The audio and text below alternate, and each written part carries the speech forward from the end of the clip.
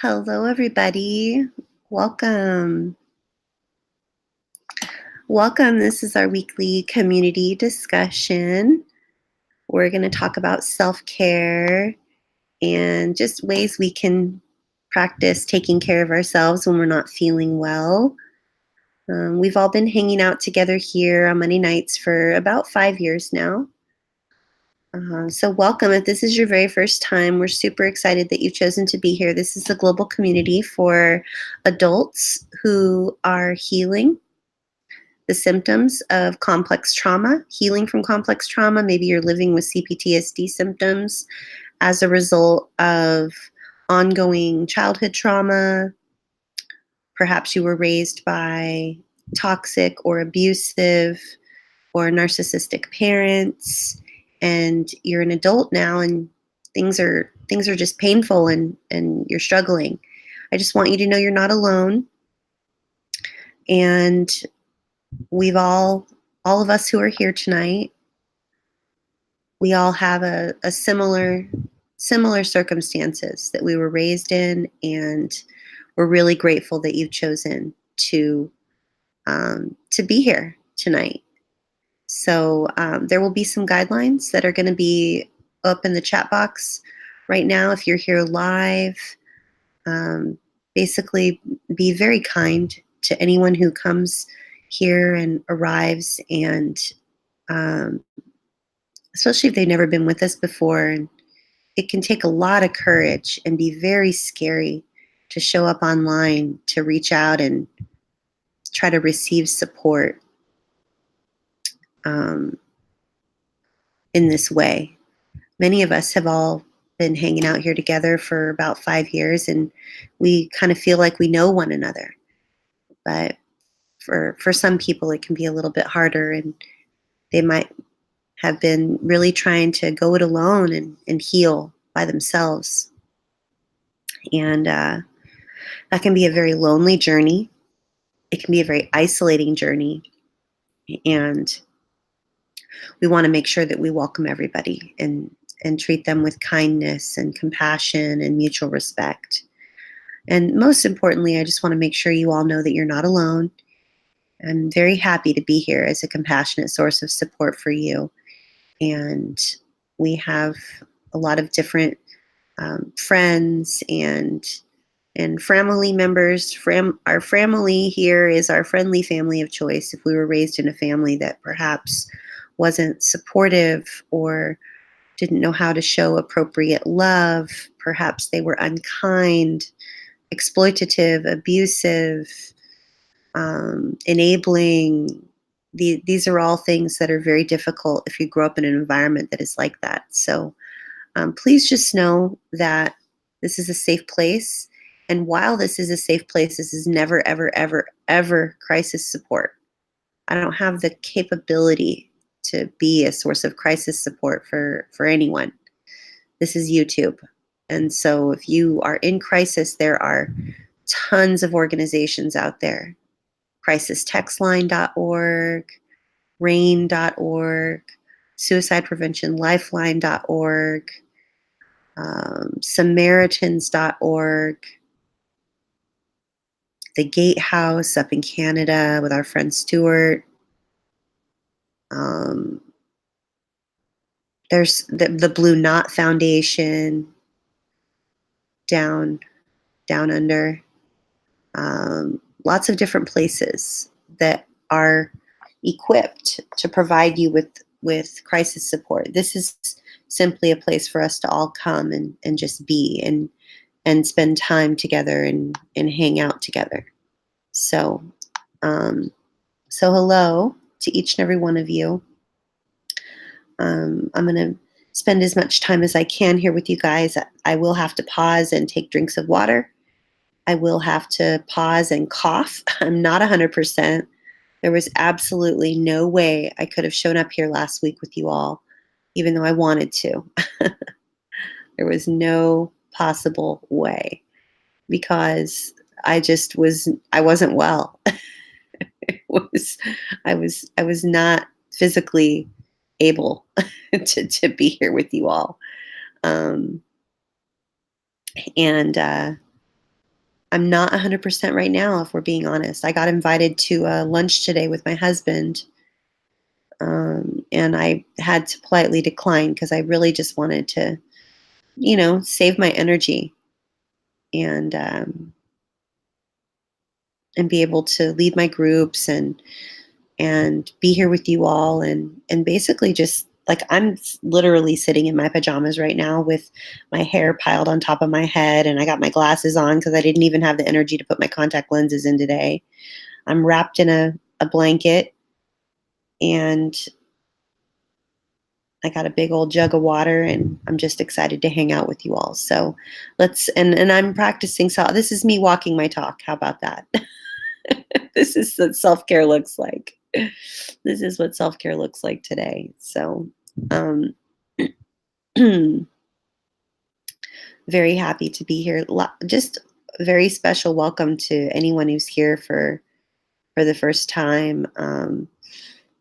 Hello to Pixie Painter and Nexus and Jeffrey Sherman and Shannon and Ashton and Shanna and Ann Austin and Sarah and John Harvey and Tabby Ba.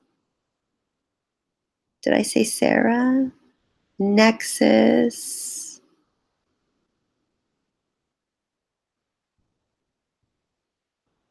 Hello to everybody.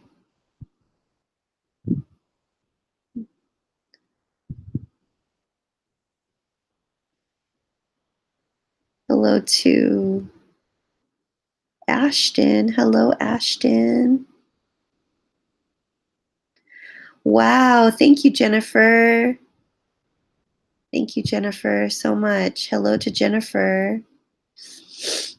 And thank you so much, Poppy. I'm waving. I'm throwing confetti and waving sparkly flags for Poppy. Poppy, you're the bomb. Thanks for putting all of the guidelines and just the crisis information in the chat box for everyone. Hello, Hunter. What's up, recovery buddy?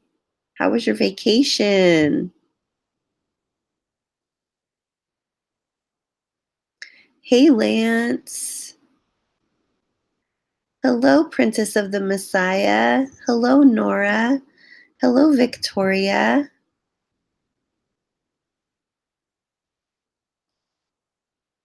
Hey, James the Broviver.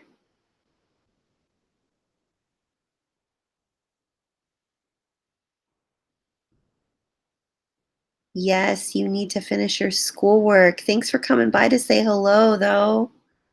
You're so awesome.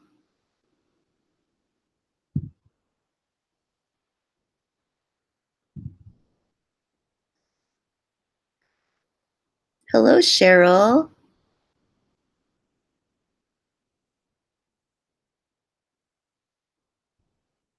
Hello to anyone else I may not have greeted by name. So happy to see each and every one of you. So, yeah, this is me practicing self care. And let me get some water. Yes, the koozie, my mason jar koozie that I have on right now, I did have a beautiful unicorn that was very brightly colored. And it was getting dirty. So I'm washing it. And right now, my mason jar koozie is Jack Skellington from Nightmare Before Christmas. And I love him. He's very cute. Ashton says, how do we practice self-care with our littles? I want to be so much better at it, but I just don't know how to. Yes, that is a wonderful question. What a great question, Ashton. So, for anyone who isn't sure, when we are talking about our littles, um, so when we have unprocessed childhood trauma, that's any type of childhood trauma that happened when we were younger, whether it's attachment trauma, trauma in developmental years, formative years, during our early teen years, before we become an adult, there, if we have trauma that happened to us when we were younger and we have not been able to sit with it and address it and process those feelings with a trauma informed helping professional, knowing that what happens right now in the here and now is usually connected to something that happened a long time ago. So when we talk about our littles, what we're talking about is we can work with a trauma informed helping professional in working on inner child work. And inner child work usually looks something like us being able to identify from a somatic place, like how it feels in our body, what age we may have been when certain memories come up for us.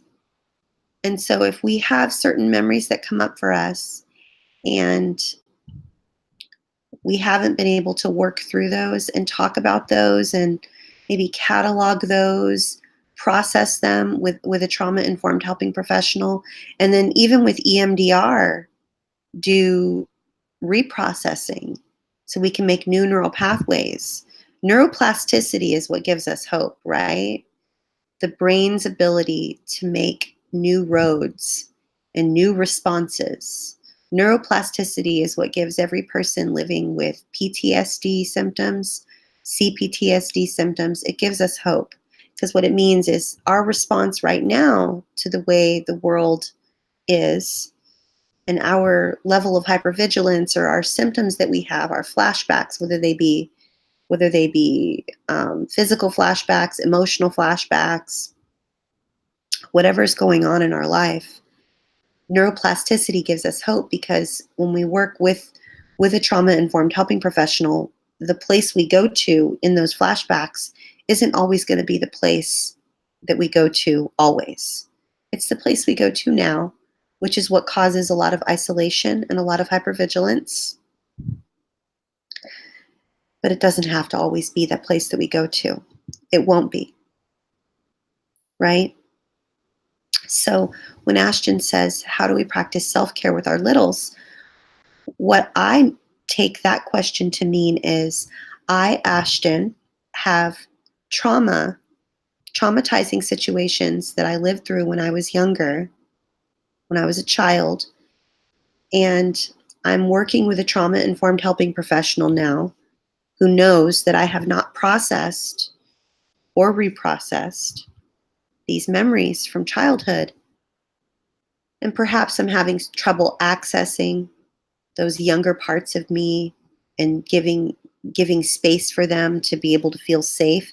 Because what happens with us as adults, especially in the beginning of our healing journey, we tend to either blame ourselves for things that happened to us when we were younger, or we ignore those younger parts of us that might be speaking up or showing up. Like let's say for instance, when I was, let's say I'm Ashton, and when I was 10, I had a sibling who terrorized me and liked to scare me on purpose.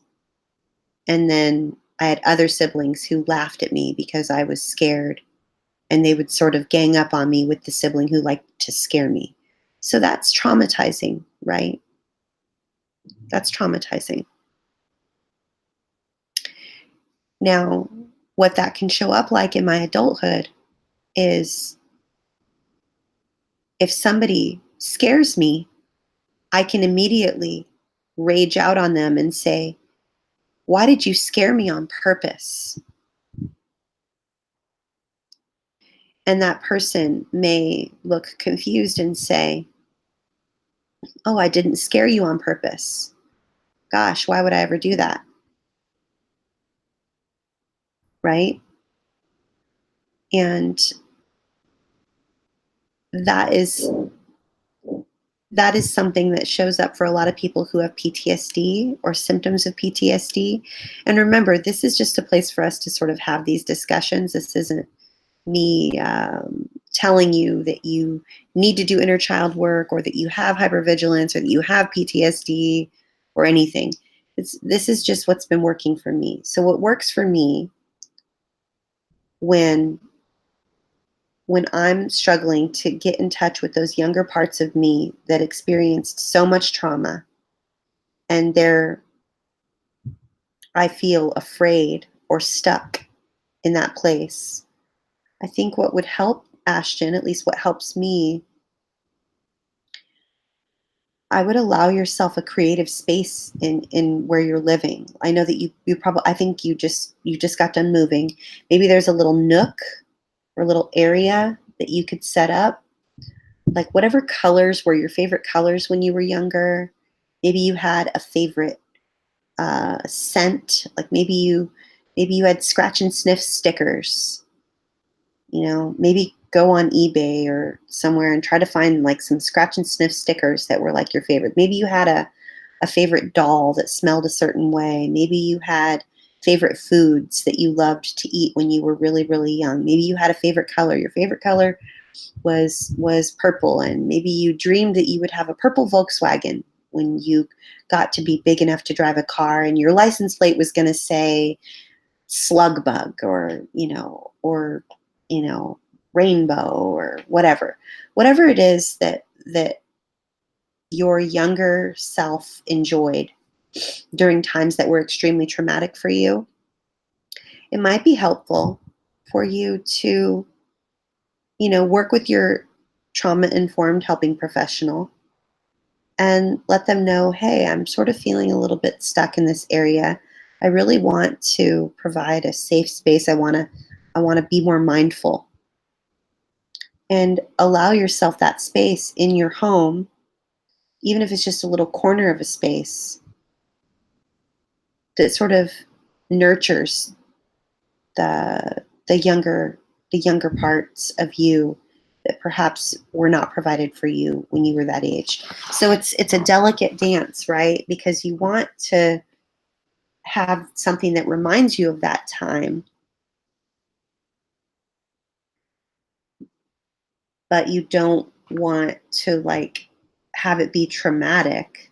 So for instance, if the smell of cotton candy is a really bad memory for you, Ashton, then perhaps cotton candy colors, but not the smell of cotton candy. Like, I wouldn't go buy cotton candy if the smell of cotton candy is something that's a trigger for you. So just creating that space. Like for me, like one of our community members, she's so wonderful. So she heard me talking about this little strawberry shortcake book bag that I got for Christmas, that like on the exact same day, on Christmas Day. I was so happy to get it, but I never got a chance to actually enjoy it because one of my stepsisters or my mother or someone put it in the garbage with all the wrapping paper. And so I never had like the strawberry shortcake book bag. I never even had the strawberry shortcake doll. Someone else did. Like, but I never did, right? I think she brought it to show and tell or something, and I just remember wishing that I could have a strawberry shortcake doll. Anyhow, one of our community members mailed me a beautiful strawberry shortcake doll, and it was it was so like overwhelming emotionally for me to, first of all, to even receive that gift. I brought it to my trauma therapist's office, and I was afraid to open her. She sat in the box at my trauma therapist's office for months. And it was a hard thing for me to open. I was scared to open her. It was like I was afraid that, I don't know, like maybe I would lose her again, or like something bad would happen to her or something. So, anyway, finally, after months and months and months, I opened her up in my trauma therapist's office. She took pictures of me with the strawberry shortcake doll. And then I put her in the back seat of my car in the seatbelt. I took really good care of her. And now she sits in my room with me. And I'm contemplating doing like a piece of artwork around her. So, okay, so Ashton says, I had no favorite colors or foods. I like pretty much everything, although I loved and still love Tigger and Flounder from Little Mermaid. So, Ashton, maybe what I would do, since that was right around the time, right? Like when you were younger, perhaps I would maybe go. You know what I did, Ashton? Yes, you are Tigger. Ti double gut er. You are for sure. It is so sweet, Vi. It was such an amazing gift. I was just like I was moved to tears. Well, I ugly cried for like a while. And I never had the strawberry shortcake doll, but I do now. And so, Ashton, you know what I did? I walked I drove to the other side of the island. It's an hour or so each way. And I walked the toy aisle at Target. And then I walked the toy aisle at Walmart. And I smelled the toys.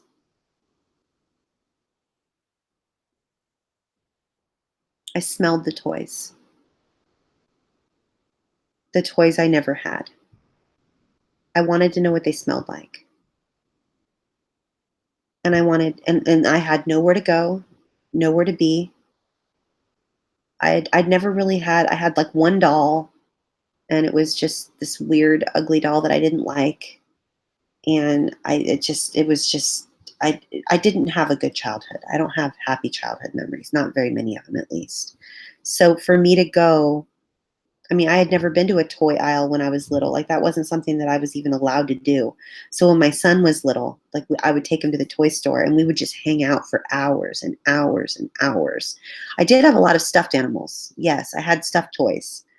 I would get them at like the Salvation Army, but they like smelled weird. And I think that's why I went to the toy aisle as an adult. Like even I think it was just a couple years ago. I walked the toy aisle and I smelled all the brand new toys because I had never gotten brand new toys. So, whatever it is that you think your younger self wished that they would have had, I walked the toy aisle at Target and I smelled all those toys. Walked the toy aisle at Walmart. I smelled those toys. I even loaded my cart up with a whole bunch of toys. I didn't end up buying them, but just putting them in the cart felt good. I It was something that was very cathartic for me, very cathartic. And I absolutely love balloons. I've loved balloons my whole entire life. So what I do from like a self-care perspective for younger parts for just when I'm just to be kind to me, um I get balloons sometimes and my husband knows, my husband knows that I would rather have a balloon than any other gift in the whole wide world other than maybe a Starbucks gift card where I can go to the drive-through and get some tea because everybody needs to be able to do that, right, Poppy? So, like, I have a Mother's Day balloon that is still floating in my kitchen from Mother's Day. I mean, it was one of those really, really big ones. And he brought it home on the Saturday right before Mother's Day, knowing that we were going to be flying out and going to the mainland a few days later. He got me this huge, beautiful balloon. And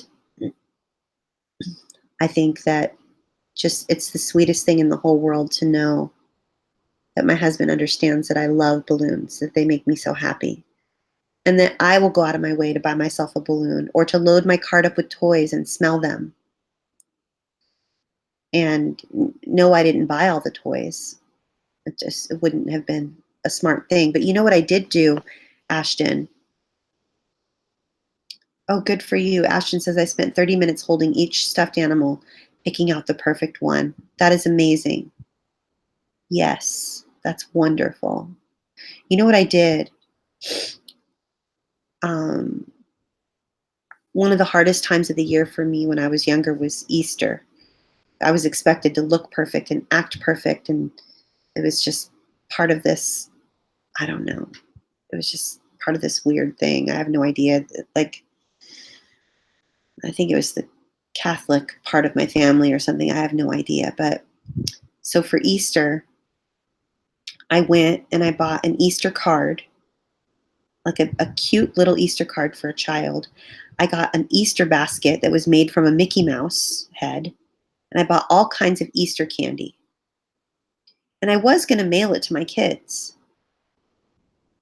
They're adults now, but they love everything Disney. They're Disney nerds. I love that they're Disney nerds. It makes my heart so happy. Um, but I mean, I did that. You know what I'm saying? Like it just made my heart happy. It does make them feel validated. I believe that it does help them.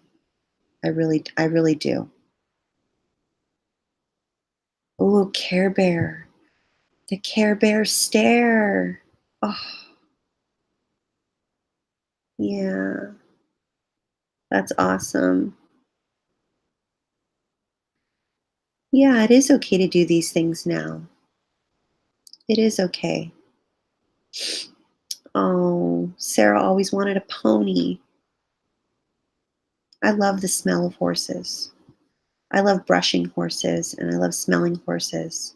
I love feeding horses. I love everything about horses. Hi, Gail. Gail says, I do not have any memories of childhood at all. I didn't either. I didn't either for a really long time. I was in my 20s. I had no memories. I was in my 30s, had no memories. It wasn't until like my late 30s that I started having memories. And then it all came rushing in. And it was just painful, painful, painful, painful, painful. Late 30s, early 40s. Nothing but pain. Pain, pain, pain, pain, pain.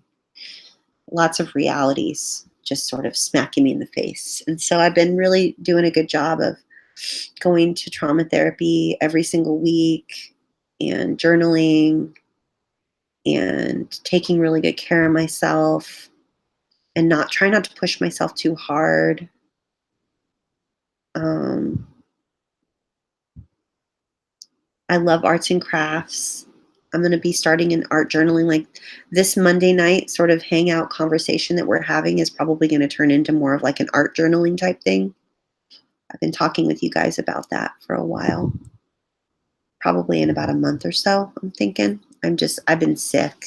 The goal was to have it all set up when I got back from the mainland, but I've been sick since I got back. So, yeah.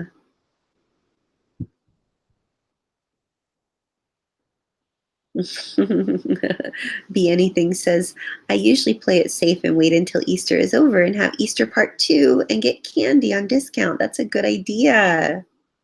What a great idea. Oh, yes, art journaling. It will be happening, it will be a thing.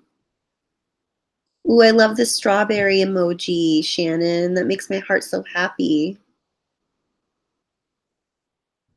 John Harvey says, I couldn't remember what happened before my abuse, and I woke up one day with no memory of my first 6 years of my life for a while.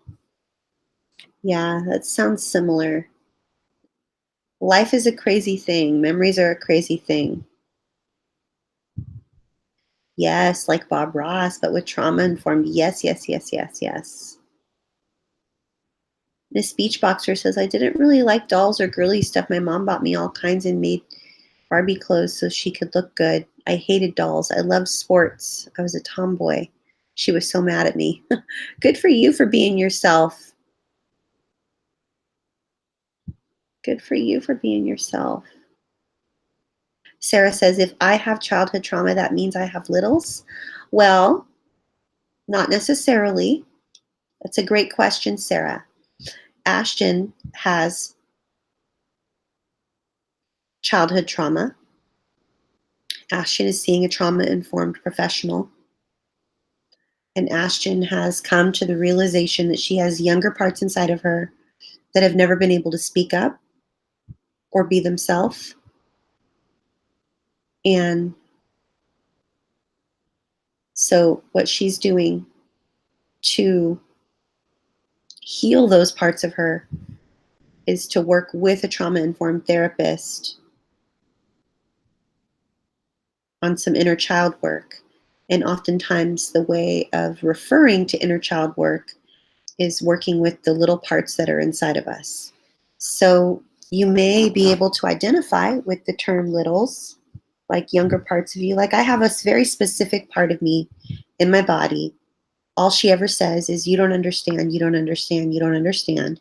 And she lives somewhere behind my solar plexus, somewhere near my belly button, way back in there somewhere. And it's an in body experience. I get triggered into a very small place.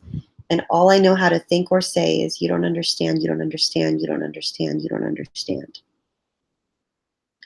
Now, to the best of my knowledge, working with my helping professional. Hello, Tracy. Good evening to you, Framily.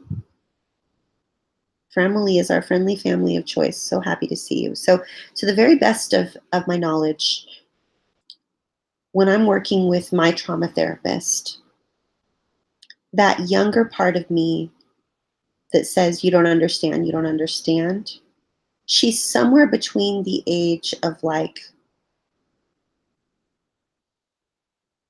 she's right around the age 7. She's definitely under 11.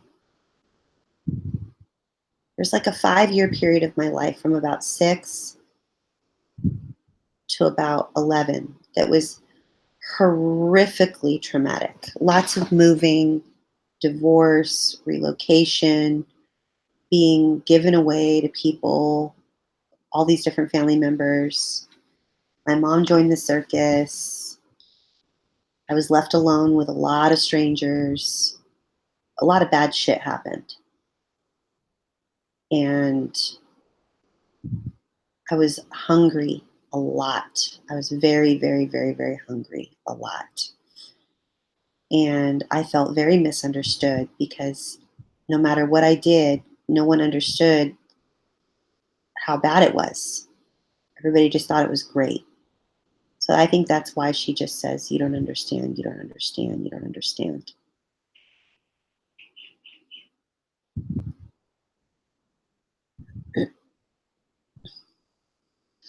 Jeffrey Sherman says,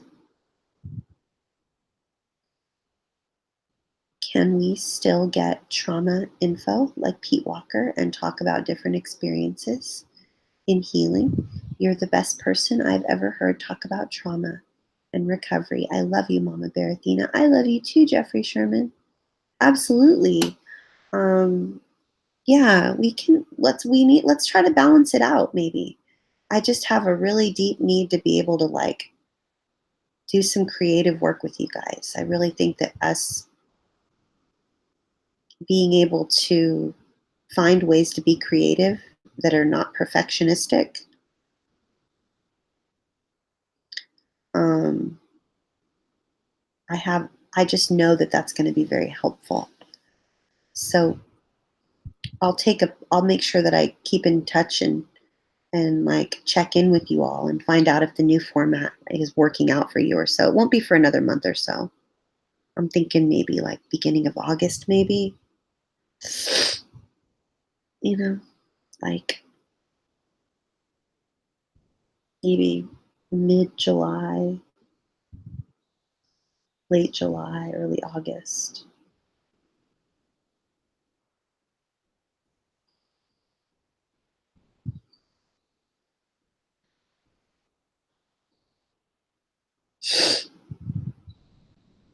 Vi says, "I bought myself a Wii for my birthday because I need the exercise." I didn't even know Wii was still a thing. We used to have Wii. My son and I used to have Wii. I don't know what happened to it.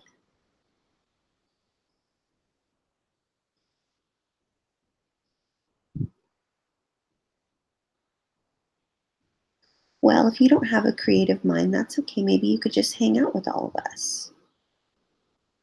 I think it will be really fun.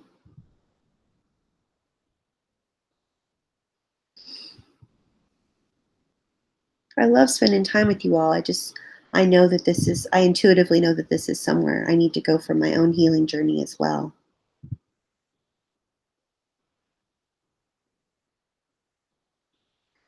I was a pro golfer on Wii. Like, I was a really good golfer. I don't really know how to play golf like in real life. Let me get some water, you guys.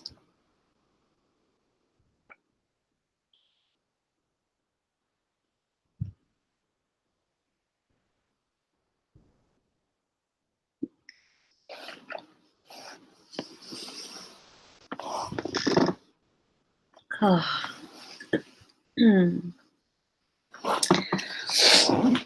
Okay.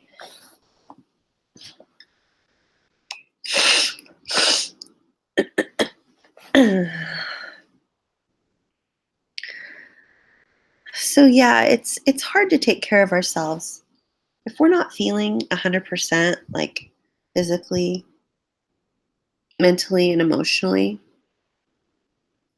It can be really, really difficult for us to feel safe in our own body around other people, especially if part of our abuse or part of our trauma is, we weren't taken care of or our basic needs, were not met.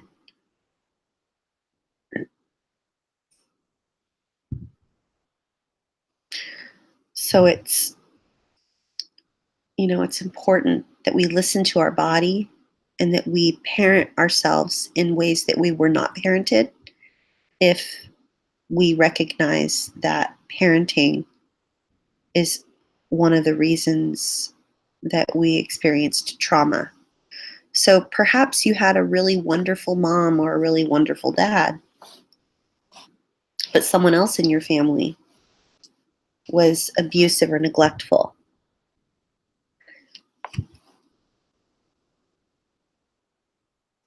Perhaps when you didn't feel well, you were told, you're fine, go to school.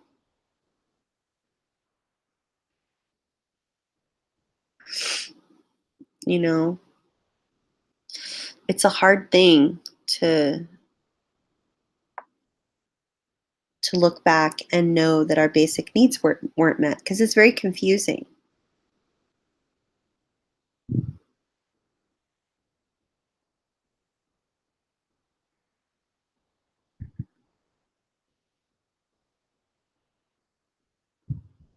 You are welcome here with us, JJ. However, we're not going to, yeah, we're not going to be, you're welcome to be here with us, but we're not going to talk about death, dying, suicide, or anything like that. This is not a place for crisis care. Um, we're going to need for you to reach out to someone who can provide crisis care for you. This is a safe place for everyone to just come and spend time with one another.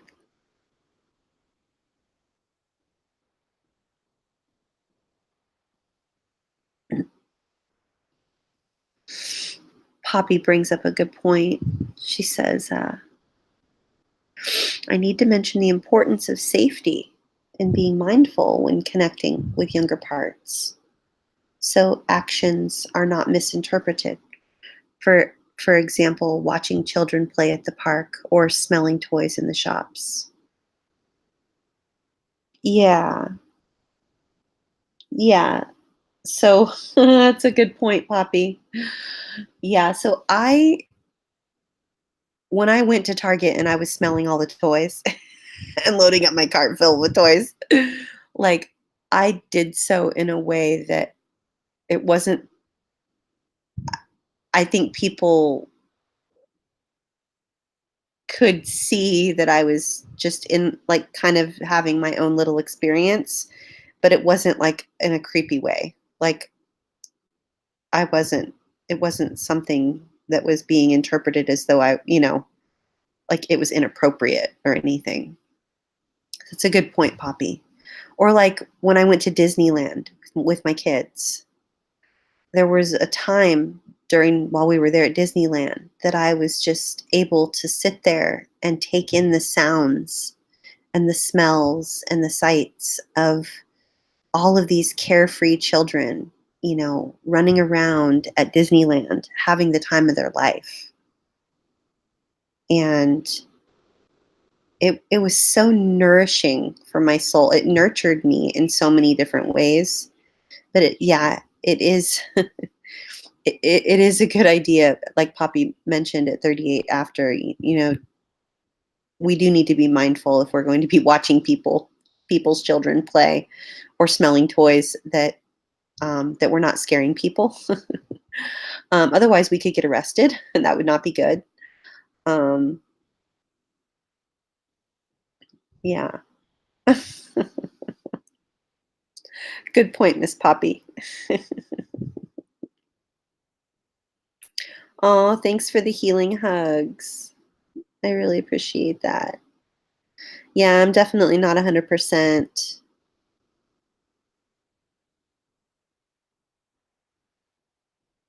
I'm definitely not 100%.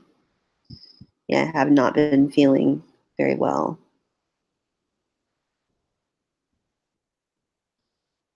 It's okay, JJ.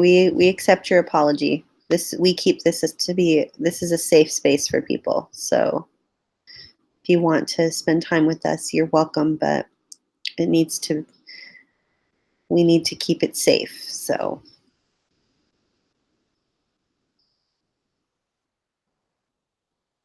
Poppy says I had a conversation with someone last week where they acted on the advice of their therapist and they went down to the park to watch kids play and they had the police knock on their car window. Oh no.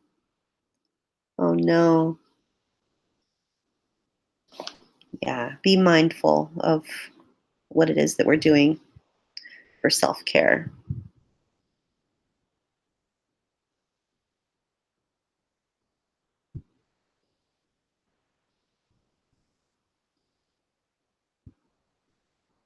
Hey, Destiny. So good to see you. Yeah, I'm definitely not 100% right now.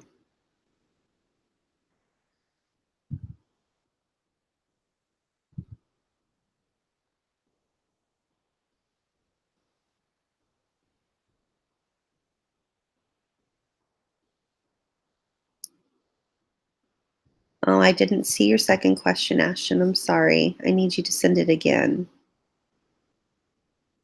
It moves very fast. The chat box moves very, very, very, very fast.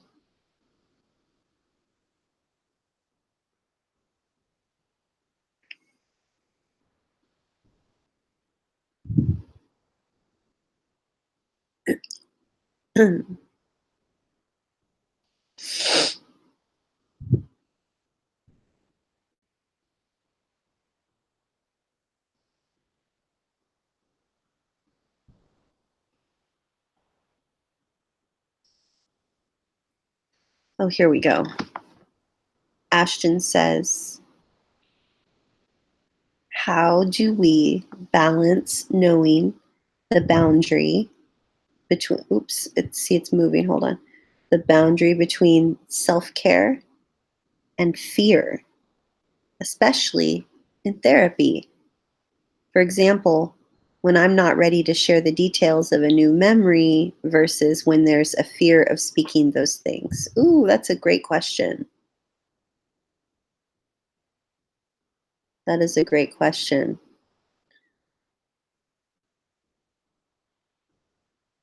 Miss Poppy, take care of yourself. Thank you so much for all you do. We love you. Thank you so much.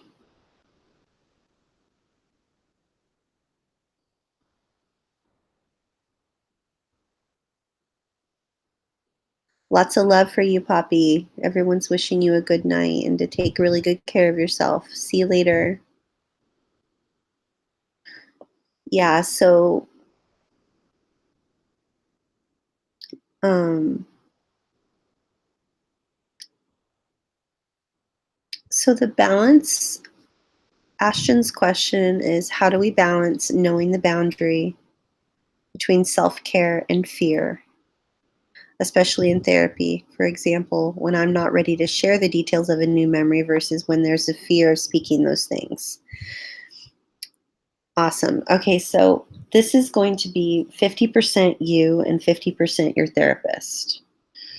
So I would, if it was me, I would communicate with my therapist and say, I've noticed for me that I'm experiencing some fear around speaking certain things.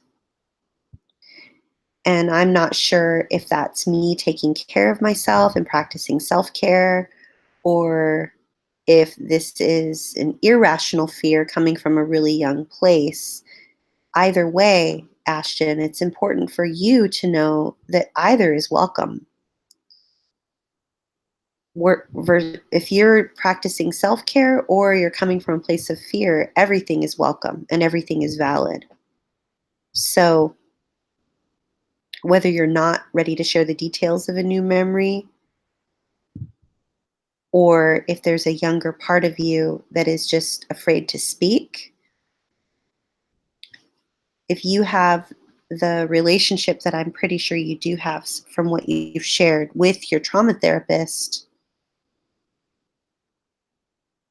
just you even being able to say those things out loud is going to really create an environment, like on a continual basis, that younger parts of you will feel safe in. So for instance, like if I'm with if I'm with my trauma therapist and I'm sharing with her how I'm really working on trying to take really good care of myself, and I'm not sure if I'm holding back on sharing certain things because I'm wanting to contain, like, for instance, when we work with our trauma therapists, they're able to help us stay within our window of tolerance, Ashton. So, and they partner with us in a collaborative way, in a way that is very empowering, that is not like a trauma reenactment, like them way up here, us way down here. They're the boss of us. They tell us what to do. We comply. They fix us. Like a good trauma therapist doesn't have that dynamic. They're next to you or across from you in a very even power dynamic, and they collaborate with you in your wellness. So, you even being able to share with your trauma therapist that you're having difficulty understanding whether or not you're coming from a place of self care or a place of fear regarding processing certain memories, always being mindful that staying within your window of tolerance is the goal. Because if you are outside of your window of tolerance and you have extreme hypervigilance, that's going to be very dysregulating for you and very frightening. And if you're outside of your window of tolerance where you have a really flat affect and you're sort of dissociated, then that's an indication that you've uncovered something that's potentially very, very, very traumatizing, at least for, you know, part of you. So even just making sure that your therapist knows that you acknowledge that there could be a possibility that you're coming from a place of fear rather than self-care, I think is helpful for your trauma therapist. Because over time, she's going to be able to discern, like she'll be able to notice whether like my trauma therapist, for instance, she'll be able she pauses and she'll recognize that I'm having trouble breathing or that I'm having to like yawn in order to get a deep breath. Like I feel like someone's standing on my chest. And so I'll sit there or I'll clench my fists or like I rearrange my shoulders in a certain way or I yawn like I just like I can't get a deep breath and so I'll sit here and try to yawn.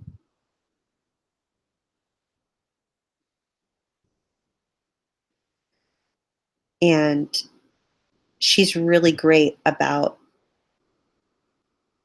acknowledging that she can sense that I'm having trouble, like having trouble breathing. And then she'll ask me some questions, like, where are you where are you feeling this in your body? Or let's back up a little bit and, let's sit with that.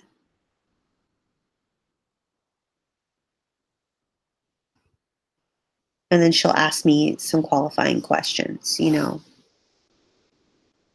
like, and she's really great to remind me that it's okay and that everything is welcome.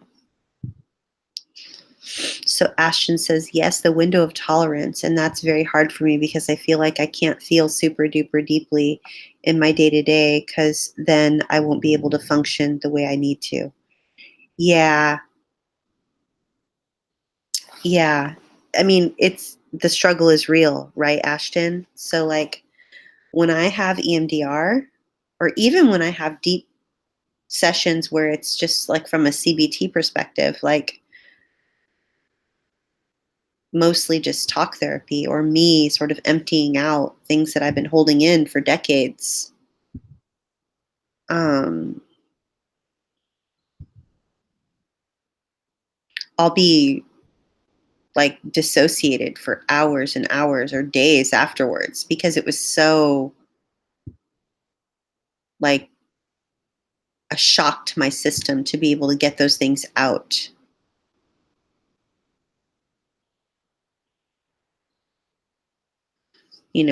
So it's just important for us to be able to be in touch with our body and know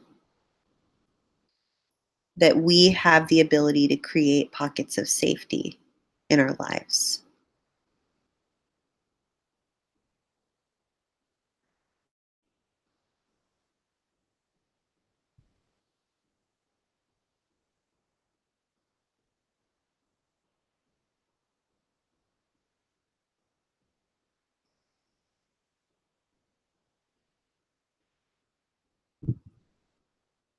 It's a hard thing, though, to feel like we have the ability to create pockets of safety in our life if that's not something that we're used to experiencing.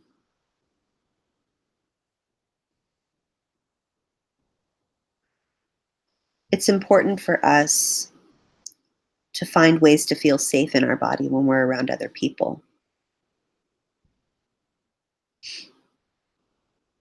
It's okay to take it slow and, just in a small way. I have a hard time feeling safe in my body around other people sometimes. And so, like, sometimes when I'm particularly stuck and feel like, you know, I'm having difficulty leaving the house for whatever reason because I'm feeling unsafe, I'll just make it from my house to my car, and then I'll sit in my car, and then I'll go for a drive in my car. And then sometimes I'll go and I'll get some tea, or maybe I'll even go into the market if I feel safe enough going into the market. It just depends on where I'm at in my healing journey. When I work through particularly traumatic memories from like early childhood, I can feel pretty unsafe for several days. Sometimes it takes a couple of different sessions before I can feel safe again. Just being really patient with ourselves is key. And I intuitively know that the more I allow myself to be creative, even here in this space with you guys, I think I'm operating from a place of fear. I haven't changed up the format. Like, it was a big, big, big deal for me to change up the format and allow myself permission to not have to be on camera all the time,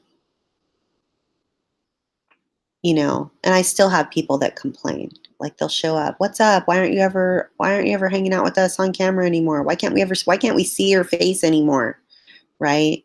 Like it was a big deal for me to switch up the format and be able to just sit here and hang out with you guys. And so I think I've even hesitated even further in switching up the format again, where the camera will be pointed down to something that I'm creating, some sort of an art journal page or, finger paints or something like, something artistic or like creative in nature. And maybe that will morph into, some sort of, music or something. But I can't I can't halt my own healing journey because I'm afraid to share it with you, you know? So I'm going to allow myself that space to share those things with you.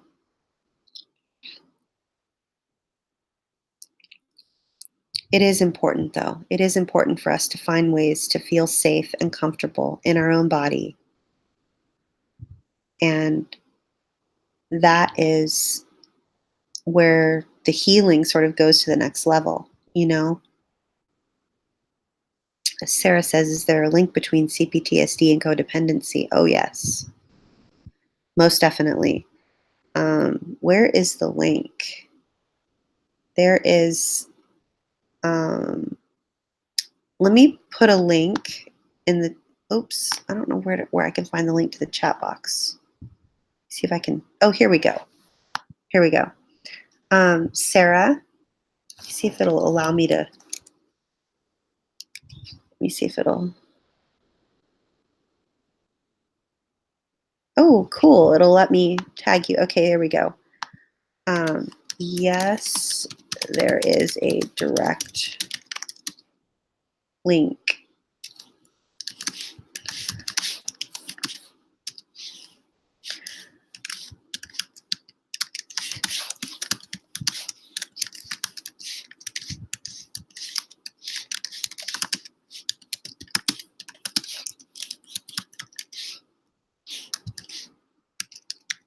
Here we go.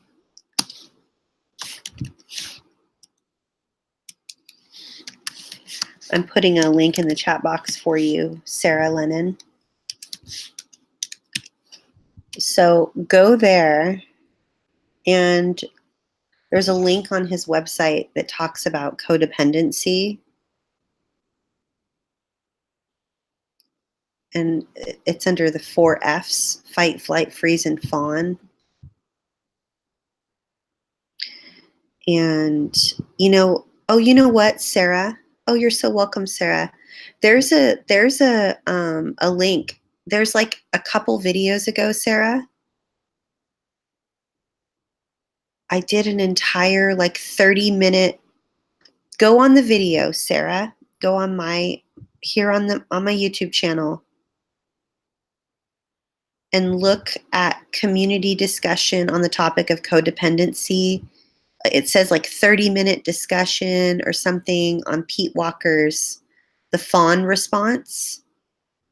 And I read through the whole thing there and talk it out for you if you're an Audible learner, like hanging out with us. Oh, you're so welcome, Sarah. Yeah.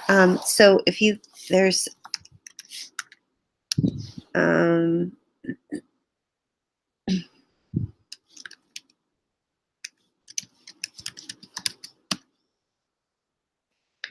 so I don't know. I don't know the link to the video.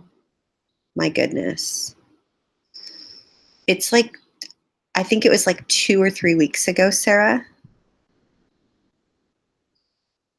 Yeah. Oh, thank you so much, Anne. Thank you, Destiny. Yeah. You all are so wonderful. I'm gonna go lay down now. I'm gonna go lay down now. And I hope you all will just be extra kind and gentle with yourself for the rest of the night. And we'll be back here next Monday, 6 p.m. Pacific. 9 p.m. Eastern. And I'm not sure what the topic will be, but it will be something, something helpful, hopefully, for your healing journey. Thank you so much, John Harvey. Thank you, Ashton. Thank you, Shannon. Thank you, Sarah. Thank you, Andrew and Nexus and Jeffrey and Hunter and Kira. Oh, you all are so wonderful. Thank you, Tabby Ba. Thank you, Shanna. Oh, thanks, Destiny. I know, because I haven't been feeling well. That's why I don't sound like me. Thank you, Gadir and Pixie Painter. Oh, I receive your love. Thank you, Miss Vi and Kira. Haven't seen Malta. If anyone sees Malta, let Malta know I'm sending lots of love and support. I know there's been a lot going on.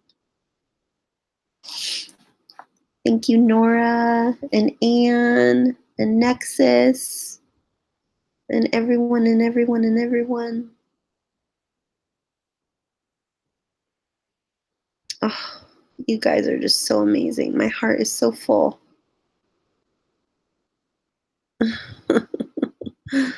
Good night, everybody. You all are so amazing. I'll see you next week, okay? Bye, everybody.